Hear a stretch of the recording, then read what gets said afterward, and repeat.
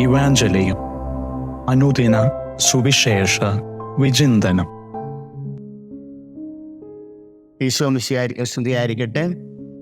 വിശുദ്ധ മാർക്കോസിൻ്റെ സുവിശേഷം 3-ാം അധ്യായം 31 മുതൽ 35 വരെയുള്ള വചനഭാഗങ്ങളാണ് നമ്മൾ ഇന്ന് വിചിന്തനം ചെയ്യുന്നത്.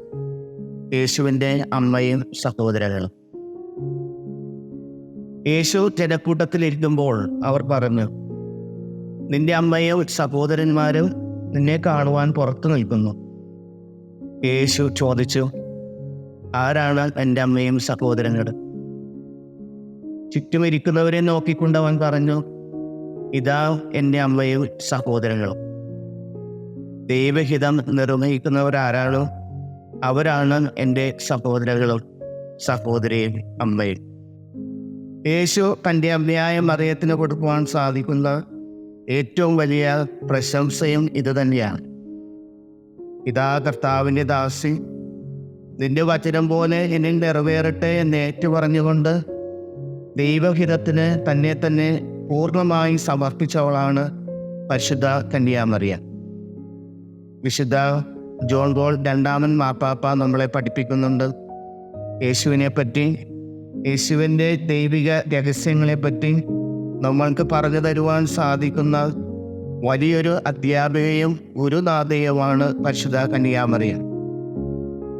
യേശുവിൻ്റെ ശിഷ്യന്മാർ വെറും 3 വർഷം യേശുവിൻ്റെ ഒപ്പം വസിച്ചുകൊണ്ട് യേശുവിൻ്റെ ഉത്ഥാനത്തിന് ശേഷം ലോകമെങ്ങും പോയി യേശുവിനെ പ്രഘോഷിച്ചുവെങ്കിലും പരിശുദ്ധ കന്യാമറിയം 3 വർഷമല്ല 33 വർഷം യേശുവിൻ്റെ കൂടെ ഉണ്ടായിരുന്നു.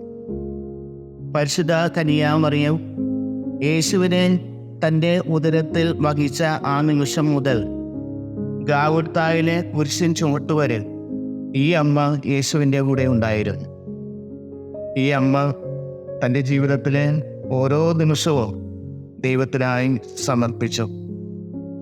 ഈ അമ്മയായ പരിശുദ്ധ കന്യാമറിയത്തെ ജനമധ്യേ യേശു ഉയർത്തി കാണിക്കുകയാണ്. പ്രിയ സഹോദരങ്ങളെ, ജീവന്റെ അപ്പമായ യേശു മനുഷ്യനായി ഭൂമിയിൽ അവതരിക്കുന്നതിന് മുമ്പ് പരിശുദ്ധ കന്യാമറിയത്തിൻ്റെ ഉദരത്തിൽ മാംസം ധരിച്ചതുകൊണ്ട് മറിയത്തിൻ്റെ ഉദരം ദൈവത്തിന് വസിക്കുവാനുള്ള ആദ്യ സത്രാരിയായി മാറി. അതുകൊണ്ടാണ് കർദിനാൾ ന്യൂമാൻ ഇങ്ങനെ പറയുന്നത്, അവൾ അതിവിശിഷ്ടമാണെന്ന ഒരു സക്രാരിയാണ്, സ്വർഗീയ മന്ന ഉൾക്കൊള്ളുന്ന കുസ്തോതിയാണ്, ഈശ്വര നിർമ്മിതമായ അരുളക്കിയാണ്. കാരണം നിത്യവചനം മാംസം ധരിച്ച് ജന്മമെടുത്തത് അവളിൽ നിന്നാണ്. മറിയം ദൈവത്തിൻ്റെ അമ്മയാണെന്ന് എലിസബത്ത് സാക്ഷ്യപ്പെടുത്തുന്നു. ലൂക്കായുടെ സുവിശേഷം 1-ാം അധ്യായം 42-43 വാക്യങ്ങളും. എലിസബത്ത് മറിയത്തിൻ്റെ ദൈവമാതൃത്വം ഏറ്റുപറഞ്ഞുകൊണ്ട് പ്രഖ്യാപിക്കുന്നു, നീ സ്ത്രീകളിൽ അനുഗ്രഹീതയാണ്, നിന്റെ ഉദരഫലവും അനുഗ്രഹീതം. ഇതാ കർത്താവിൻ്റെ അമ്മ, എൻ്റെ അടുത്ത് വരുവാനുള്ള ഭാഗ്യം എനിക്ക് എവിടെ നിന്ന്? പ്രിയ സഹോദരങ്ങളെ, പരിശുദ്ധ കന്യാമറിയം ദൈവത്തിൻ്റെ അമ്മയാണ് എന്ന സത്യം അനുഭവിച്ചറിഞ്ഞ എലിസബത്ത് സന്തോഷപൂരിതയായിത്തീരുന്നു. ദൈവത്തിൻ്റെ അമ്മയായ മറിയം മനുഷ്യകുലത്തിന് വലിയ ആനന്ദമാണ്. ഈ അമ്മയുടെ തിരുസ്വരൂപം നോക്കിക്കൊണ്ട് വിശുദ്ധ കൊച്ചു തെരേസ്യ ഇപ്രകാരം പറയുമായിരുന്നു, നിന്നെ എല്ലാവരും ഭാഗ്യവതിയെന്ന് വിളിക്കുന്നു, ഞാൻ നിന്നേക്കാൾ ഭാഗ്യവതിയാണ്.